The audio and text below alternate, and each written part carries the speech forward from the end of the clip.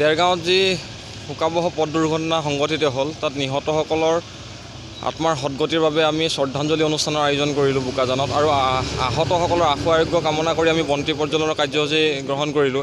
আৰু ইতিমধ্যে সদৌ অসম ছাত্ৰ সন্থাৰ ভাতৃ সংগঠন অসম সেনাৰ মুখ্য আহ্বায়ক বিজয় শংকৰ বৰদলৈৰ লগতে সদৌ যোৰহাট জিলা ছাত্ৰ সন্থাই যোৰহাট মেডিকেল কলেজত পুৱাৰে পৰাই উপস্থিত আছে আৰু তেওঁলোকে ইতিমধ্যে জানিবলৈ দিছে যে প্ৰতি মুহূৰ্ততে আহতসকলক যিমান ৰক্তৰ প্ৰয়োজন হ'ব তেওঁলোকে দিম বুলি তেওঁলোকে কৈছে আৰু যদি প্ৰয়োজন হয় আমিও বোকাজান আঞ্চলিক ছাত্ৰ সন্থাৰ লগতে বোকাজানবাসী ৰাইজেও তাত সহায় সহযোগিতা আগবঢ়াম।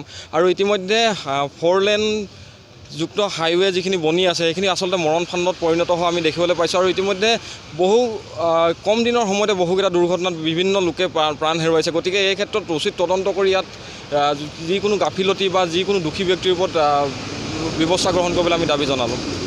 ইয়াত বোকাজান আঞ্চলিক ছাত্ৰ সন্থাৰ উদ্যোগত অনুষ্ঠিত এই শ্ৰদ্ধাঞ্জলি অনুষ্ঠানত বোকাজান সাহিত্য সভা, কাৰ্বি আংলং জিলা সাহিত্য সভা, জ্যেষ্ঠ নাগৰিকসকল আৰু সাংবাদিক বন্ধুসকলৰ সহায় সহযোগিতাত আজি অনুষ্ঠানটো কৰা হয়।